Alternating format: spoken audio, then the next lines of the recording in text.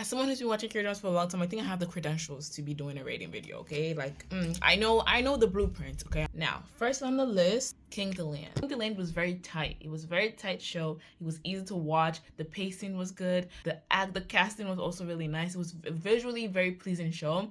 And the hotel aesthetics was just really beautiful. So yeah, good watch. I give it a solid. It was solid, okay? Next we have See You in My 19th Life. I could have gone the whole year without seeing this show and I would have been perfectly fine. My life would have been the same. Nothing would have changed. Wouldn't have missed out on much. The chemistry, nowhere to be found. You couldn't convince me that they were even friends. Like, you can't convince me that they were even like acquaintances, okay? That's how stiff the acting was. The plot, like, the pacing, who's chasing you, okay? Slow down.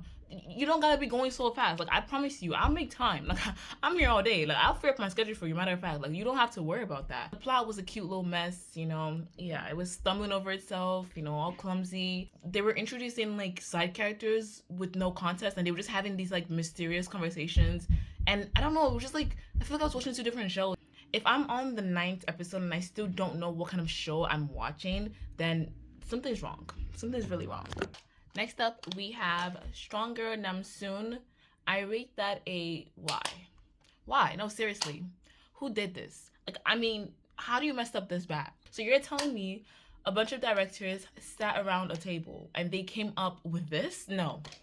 This has to be an experiment. This has to be a joke. Because especially when you're following up such a loved and like adored and popular original series, like there is no way you guys thought, like they added 55,000 side plots and then forgot to actually perfect the main plot. There was like, there's no reason why I should have been seeing the grandmother and her like sneaky link more than the main lead couple. Like, that's cute. No, they're cute or whatever, but that's not what I signed up for. That's not what I'm here for.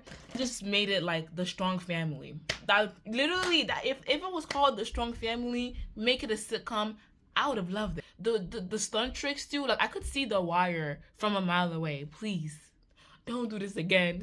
The villain carried the show. I said what I said. We have Duna. Duna was a pleasant surprise. I give that an 8. It was a little dramatic, but I kind of expected it from the trailer. Like, one look at that trailer, I knew what I was getting into. Whenever I watch shows and like the actors genuinely get emotional, I can't help but cringe. That isn't even weird though. Like, when like they were having their like little dramatic couples fight or whatever, like they're a little toxic.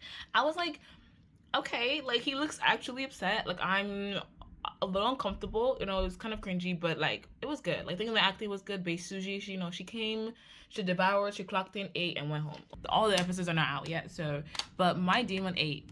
My Demon, someone cooked here, okay? It's, for me, like, I know people will be like, oh well, it's the same cliche contract marriage, but you have to understand that like what's important when it comes to K-dramas is not really the plot. Like, the plot is good, the plot has to be good and fresh, but the pacing is very, very important. Like, it needs to be 1, 2, 3. Like, don't add any unnecessary moments. Like, everything that's added needs to be important. Although I'm kind of sick of the same murder mystery nonsense. Like, sometimes it feels like I'm watching 2 different movies, but I think that the way that they've done it here, I'm actually interested. Like, the evil guy is kind of evil, you know. He's kind of giving creepy vibes. I like it. So yeah, the pacing is really good, the acting is really good, so I'll give that a 9. Okay, it's unrivaled, you know. Someone cooked him. Destined with You, I give that a 7. Completely understand if you really enjoyed this, because I did enjoy initially, but again, you have to understand, like, I'm looking at this shows holistically, and as a whole, I feel like Destined with You, like the chemistry, like the lovey-dovey scenes just felt really out of place for me. And as someone who has watched shows with like a lot of like super lovey sections, like I love the hate part of the haters to lovers more than the love, but like I'll tolerate it, right? But in this one, I felt like the kind of vibe that they had, the kind of banter they had, it went from 1 to like 500 too fast for me. Process, like, it has to flow, like it has to make sense. Or this kind of couple would do this kind of things, and they just did not transition it properly for me. And so like I felt really uncomfortable during those scenes. Like, it felt really forced for me. Again, that, you know, I've seen it all, okay, but like it just wasn't really there for me. Like, it felt again like a commercial. They were just really pumping up the act, okay? We have Love to Hate You. Like, I loved this one.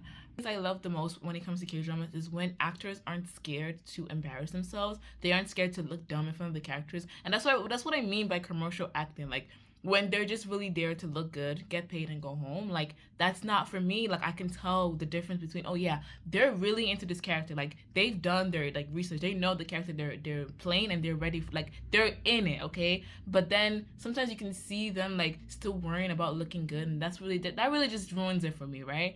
But main lead was really weird. And I guess you need to be a special kind of person to get along with someone like that. So like their chemistry was really good. Someone who read the webtoon, like 10 chapters of the webtoon 5 years ago, I really felt like the casting was spot on. Like it was really, really good.